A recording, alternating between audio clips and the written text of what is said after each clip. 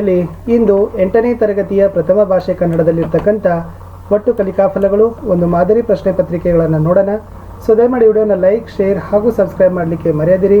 ಬಹಳಷ್ಟು ವಿಡಿಯೋಗಳನ್ನು ಹಾಕಿದ್ದೀವಿ. ಹಿಂದಿನ ವಿಡಿಯೋ ನೋಡದೇ ಇದ್ದರೆ ವಿಡಿಯೋದ ಡಿಸ್ಕ್ರಿಪ್ಷನ್ ಬಾಕ್ಸ್ನಲ್ಲಿ ಸೇತುಬಂಧ ಪರೀಕ್ಷೆ 2023-24 ಎಲ್ಲ ತರಗತಿಗಳಿಗೆ ವಿಷಯಗಳಿಗೆ ಅಂತ ಒಂದು ಪ್ಲೇಲಿಸ್ಟ್ ಲಿಂಕ್ ಇದೆ, ಅದನ್ನು ಒತ್ತಿ ನೋಡ್ಬೋದು. ಸೊ ದಯಮಾಡಿ ವಿಡಿಯೋನ ಲೈಕ್, ಶೇರ್ ಹಾಗೂ ನಮ್ಮ ಚಾನಲನ್ನು ಸಬ್ಸ್ಕ್ರೈಬ್ ಮಾಡಿ ಅಂತ ಹೇಳ್ತಾ 8ನೇ ತರಗತಿಯಲ್ಲಿ ಪ್ರಥಮ ಭಾಷೆ ಕನ್ನಡದ ಸೇತುಬಂಧ ಪೂರ್ವ ಪರೀಕ್ಷೆ ಪ್ರಶ್ನೆ ಪತ್ರಿಕೆಯನ್ನು ಕನ್ನಡ ಮಾಧ್ಯಮದಲ್ಲಿ ನೋಡೋಣ. ಸೊ ಮೊದಲಿಗೆ ಕಲಿಕಾ ಫಲಗಳನ್ನು ನೋಡೋದಾದರೆ, ಸೊ ಫಸ್ಟ್ ಇರ್ತಕ್ಕಂಥದ್ದು ವಿವಿಧ ಪ್ರಕಾರದ ಧ್ವನಿಗಳನ್ನು ಆಲಿಸಿದ ಅನುಭವಗಳನ್ನು, ಉದಾಹರಣೆಗೆ ಮಳೆ, ಗಾಳಿ, ರೈಲು, ಬಸ್ ಮುಂತಾದವು ವಿವಿಧ ವಸ್ತುಗಳನ್ನು ಮುಟ್ಟಿದ ಇಲ್ಲವೇ ರುಚಿ ನೋಡಿದ ಅನುಭವಗಳನ್ನು ತಮ್ಮದೇ ರೀತಿಯಲ್ಲಿ ಬರವಣಿಗೆಯನ್ನು ವ್ಯಕ್ತಗೊಳಿಸುತ್ತಾರೆ.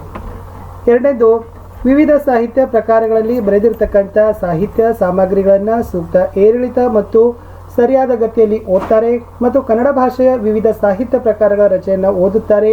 ಈ ಎರಡನ್ನು ಒಟ್ಟು ಮಾಡೋದು ಅಂತ ಕೊಟ್ಟಿದ್ದಾರೆ.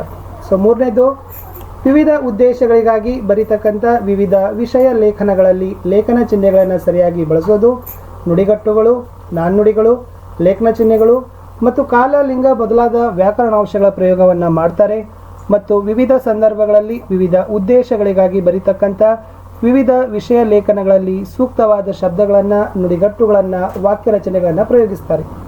ನಾಲ್ಕರಲ್ಲಿರ್ತಕ್ಕಂಥದ್ದು ಹೊಸ ಪದ ಪ್ರಯೋಗಗಳ ಬಗೆಗೆ ಜಿಜ್ಞಾಸೆ ಮಾಡ್ತಾರೆ ಮತ್ತು ಅವುಗಳ ಅರ್ಥ ಹುಡುಕುವುದಕ್ಕೆ ಶಬ್ದಕೋಶದ ಉಪಯೋಗ ಮಾಡ್ತಾರೆ ಮತ್ತು ಶಬ್ದಕೋಶ, ವಾಚನಾಲಯ, ಅಂತರ್ಜಾಲ ಮೊದಲಾದವುಗಳ ಸಹಾಯದಿಂದ ಸಾಹಿತ್ಯವನ್ನು ಅರ್ಥೈಸಿಕೊಳ್ತಾರೆ.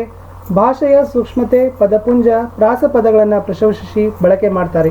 ಐದನೇದಿರ್ತಕ್ಕಂಥದ್ದು ತಾವು ಓದಿದ ಗದ್ಯ, ಪದ್ಯ, ಕತೆ, ಕಾವ್ಯಗಳನ್ನು ಕುರಿತು ಸತ್ಯಾಸತ್ಯತೆಯನ್ನು ಕುರಿತು ಮೌಲ್ಯಗಳ ಬಗೆಗೆ ತಮ್ಮ ನಿರ್ಧಾರವನ್ನು ವ್ಯಕ್ತಪಡಿಸ್ತಾರೆ ಮತ್ತು ತಾನು ಓದಿದ ಅಥವಾ ತಿಳಿದ ವಿಷಯ ವಸ್ತುವಿನ ಬಗ್ಗೆ ವೈಚಾರಿಕವಾಗಿ ವಿಮರ್ಶಿಸುತ್ತಾ ಏಕೆ, ಏನು, ಹೇಗೆ ಎಂಬುದನ್ನು ಅರಿಯಲು ಪ್ರಯತ್ನಿಸುತ್ತಾರೆ ಅಥವಾ ಸಮೂಹದಲ್ಲಿ ಚರ್ಚಿಸ್ತಾರೆ ಅಂತಕ್ಕಂಥದ್ದು ಕಲಿಕಾಫಲಗಳು ಇತ್ತು.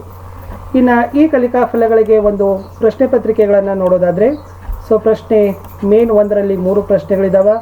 ಮಳೆಗಾಲದಲ್ಲಿ ಮಳೆ ಹೇಗೆ ಬರುತ್ತದೆ, ಚಲಿಸುವ ರೈಲಿನ ಸದ್ದು ಹೇಗೆ ಕೇಳಿಸ್ತದೆ, ಕೋಗಿಲೆಯು ಹೇಗೆ ಕೂಗುತ್ತದೆ ಅಂತಕ್ಕಂಥದ್ದು ಪ್ರಶ್ನೆಗಳನ್ನು ಕೇಳ್ಬೋದು. ಪ್ರಶ್ನೆ 2, ಈ ಕೆಳಗಿನ ಪದ್ಯವನ್ನು ಸರಿಯಾದ ಕ್ರಮದಲ್ಲಿ ಓದಿರಿ. ನಿಮ್ಮಯ ಹಕ್ಕಿ ಹಿಡ್ಕೊಳ್ಳಿ, ನಮ್ಮಯ ಹಕ್ಕಿ ಬಿಟ್ಟೆ ಬಿಟ್ಟೆ, ಉರುಳೆ ಹೋಯ್ತು ಉದ್ದಿನ ಮುಟ್ಟೆ, ಕಾಡೆ ಗೂಡೆ ಕಣ್ಣ ಮುಚ್ಚೆ ಅಂತಕ್ಕಂಥದ್ದಿದೆ.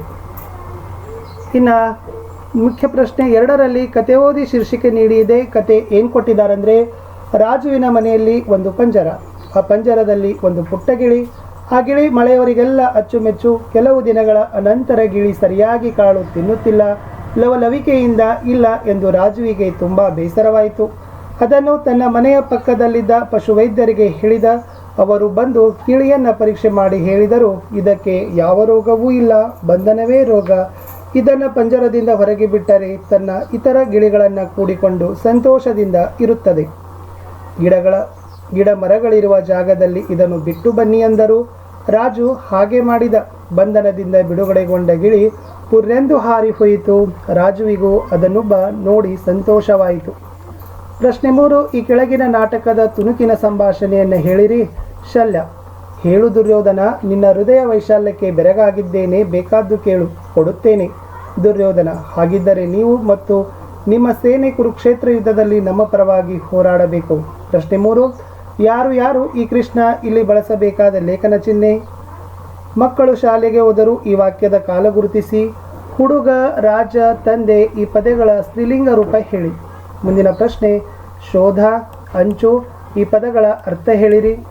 ಔಷಧ, ಓಟ, ಓಲೆ, 5, ಏನಿ, 8, ರಿಸಿ, ಊಟ, ಉಡ, ಇಳಿಗೆ, ಇಲಿ, ಆನೆ, ಸರಸ ಈ ಪದಗಳನ್ನು ಅಕಾರಾದಿಯಾಗಿ ಹೇಳಿರಿ.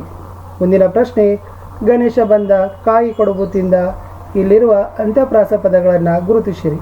5ನೇ ಪ್ರಶ್ನೆ ಭಾಗ್ಯದ ಬಳೆಗಾರ, ಹೋಗಿ ಬಾನಂತವರಿಗೆ, ನಿನ್ನ ತವರೂರ ನಾನೇನು ಬಲ್ಲೇನು, ಗೊತ್ತಿಲ್ಲ ಎನಗೆ ಗುರಿ ಇಲ್ಲ ಎಲಬಾಲೆ, ತೋರಿಸು ಬಾರೆ ತವರೂರ ಈ ಪದ್ಯ ಭಾಗದ ಆಶಯವೇನು?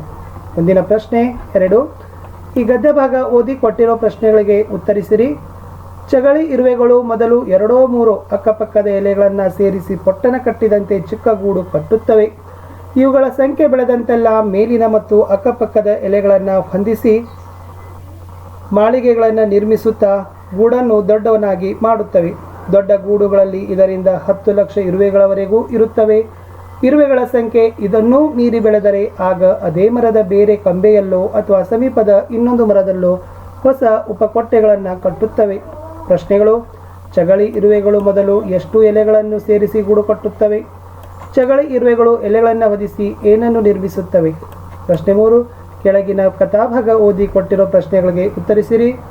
ಅಕ್ರೂರನು ನಹುಷನ ವಂಶಕ್ಕೆ ಸೇರಿದ ಶ್ವಫಲ್ಕನ ಮಗ. ಕಂಸನ ಅಷ್ಟಮಂತ್ರಿಗಳಲ್ಲಿ ಒಬ್ಬ. ಕಂಸನ ಅಪ್ಪನೆಯಂತೆ ಬಲರಾಮ ಕೃಷ್ಣರನ್ನ ಮಥುರೆಗೆ ಕರೆತರುವಾಗ ಯಮುನಾ ನದಿಯಲ್ಲಿ ಸ್ನಾನ ಮಾಡುತ್ತಿದ್ದ ಸಂದರ್ಭದಲ್ಲಿ ಅಕ್ರೂರನಿಗೆ ಕೃಷ್ಣ ತನ್ನ ದಿವ್ಯ ರೂಪವನ್ನು ತೋರಿಸಿದನು. ಅಕ್ರೂರನು ಯಾವ ಅಂಶಕ್ಕೆ ಸೇರಿದವನು? ಕೃಷ್ಣ ಯಾರಿಗೆ ತನ್ನ ಪೂರ್ವ ಪರೀಕ್ಷೆ ಅಂದರೆ ನೈದಾನಿಕ ಪರೀಕ್ಷೆಗೆ ಇರತಕ್ಕಂಥ ಸಾಮರ್ಥ್ಯಗಳು, ಅದರಲ್ಲಿ ಹೇಗೆ ಒಂದು ಮಾದರಿ ಪ್ರಶ್ನೆ ಪತ್ರಿಕೆ ಇತ್ತು ಅನ್ನೋದನ್ನು ನಾನು ಕೊಟ್ಟಿದ್ದೀನಿ. ಸೊ ವಿಡಿಯೋನ ಲೈಕ್, ಶೇರ್ ಹಾಗೂ ಸಬ್ಸ್ಕ್ರೈಬ್ ಮಾಡಲಿಕ್ಕೆ ಮರೆಯದಿರಿ. ಮತ್ತೆ ಸಿಗ್ತೀನಿ ಮುಂದಿನ ಭಾಗದ ವಿಡಿಯೋದಲ್ಲಿ. ಅಲ್ಲಿಯವರೆಗೂ ಬಾಯ್.